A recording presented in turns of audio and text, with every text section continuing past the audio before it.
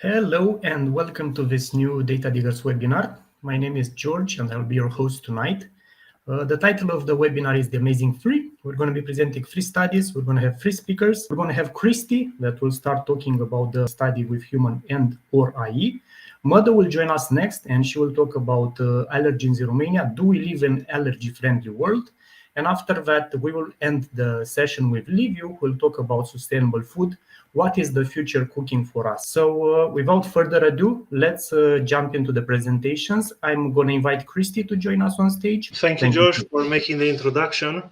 Hello, everybody. I am Cristian Craciun, a proud member of DataDiggers team. Today, I'm honored to be here with you and embark on a bold experiment. In an era where artificial intelligence is rapidly transforming industries, we thought of an experiment that will challenge our understanding of human and AI capabilities in market research.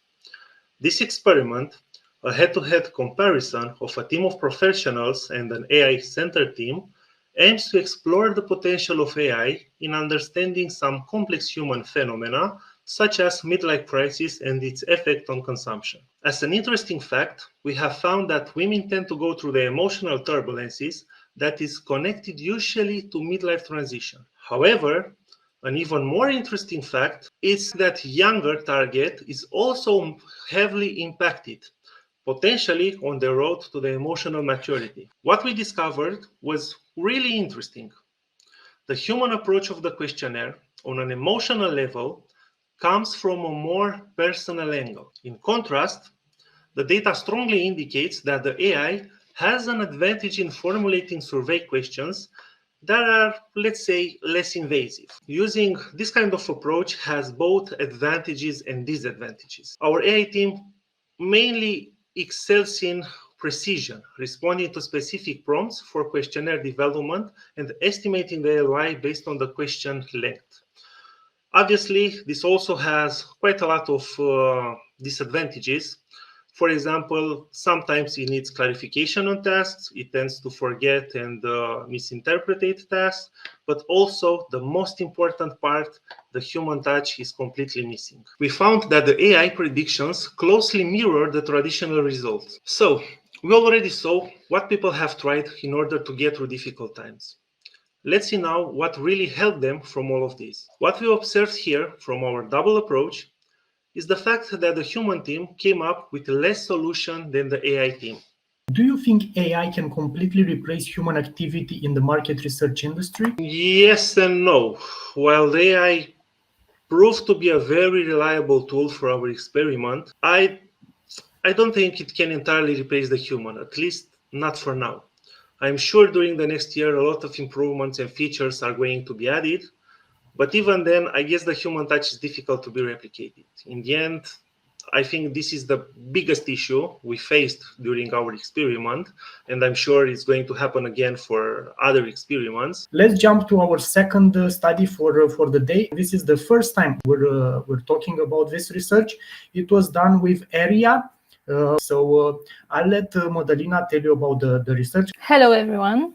Welcome to our next topic that touches many lives, and that is allergies. We conducted the study in Romania together and for the Romanian Allergy Education Association as a contribution to the global base of knowledge and a significant step towards evidence-based allergy management within the country. We found that the estimates of the European Academy of Allergy and Clinical Immunology are not exaggerated at all. Romania makes no exception, with about 42% of urban residents suffering from allergic conditions. Half of the Romanians consider themselves well-informed about allergies. About 5 in 10 have an understanding of anaphylaxis, the most severe and life-threatening allergic reactions, but only 2 of these would be able to administer first aid if needed. Approximately 2 in 5 Romanians state that they suffer from allergic conditions. Women seem to be more affected than men. Regarding the age of those affected, we see the lowest proportion of reported allergies in the 56 to 65 age group. Overall, the self-estimated level of knowledge about allergies is not very high. Unsurprisingly, those affected in some way can generally name more types of allergies, respiratory allergies being the most well-known. Not surprisingly, those without any connection to allergies know a lot about anaphylaxis. Unfortunately, upon deeper investigation, almost 40% of those claiming knowledge of anaphylaxis struggle to describe it clearly. More than half of individuals with allergies do not have any emergency devices on hand. While awareness is high, the understanding of allergies is limited. Only half of Romanians feel well informed, and knowledge of severe reactions like anaphylaxis is low. Despite precautions, about a quarter of allergic individuals experience a visibly affected quality of life, causing stress, especially for parents of allergic children. Meanwhile, managing allergies involves more than just medical interventions. It also includes promoting positive attitudes and creating support systems to improve the overall well-being of individuals with allergies. After conducting the study, what was the most unexpected findings you came across? So one curious aspect was that more women than men seem to be suffering from allergic reactions. But from only this particular study, it is uncertain whether this is due to physiological differences, greater attention to their health, or a combination of these two factors. Whether they have allergies, know someone who does, or have no connection to allergies at all. To the next presentation and our next study, which is sustainable food. The research was done on a panel on people from Singapore, right? Yeah, it was in Singapore. Why Singapore? Because Singapore is a perfect use case for this subject, Excellent. and we'll see why in a few moments. What were the reason we thought this subject might worth investigation? We humans acted like our planet resources were unlimited. Like a free buffet. But we realized that we are so wrong. So we as humanity, we have to work out how to be efficient and sustainable in all areas of human activity, including food production. Currently, Singapore is importing more than 90% of its food, which makes it vulnerable to supply chain disruptions, such as those we've seen during the pandemic. The Singapore authorities are well aware of that. Sustainable food is not only about doing the same things as we did so far, but in a sustainable manner. It's also about finding novel food sources and novel food production methods. So all of this will not be easy, that's for sure. As we probably all know, Singapore is a small country, but is punching above its weight. It's a small country with very few natural resources available, including land, and this is important.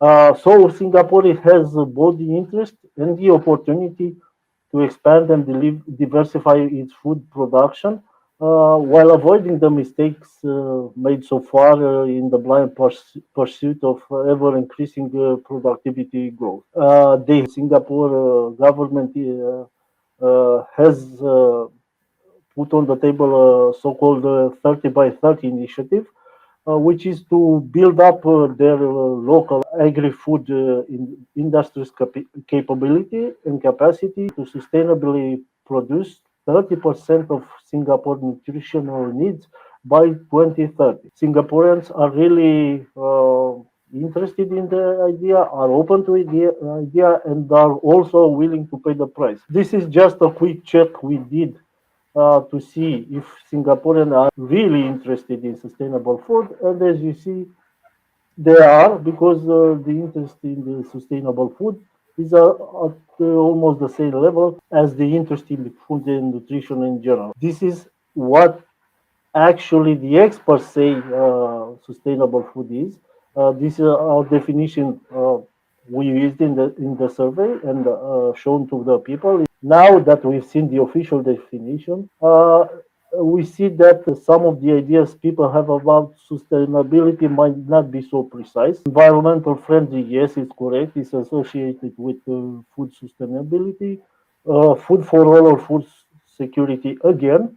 Locally grown, although it's not directly stated in the official definition, it makes sense because if the food is grown as close as possible to the consumption place. You basically eliminate or reduce as much as possible the pollution and energy cost associated with the food transportation and storage. So it makes perfect sense. Remember, we mentioned this 30 by 30 initiative. We checked with Singaporeans how important they think they are, and basically everyone agrees it's important, even if some of them didn't heard about it until we described it. And also, not just that, but they agree that the state should support the agri-food tech companies which are working in this area. People agree that state should provide financial support.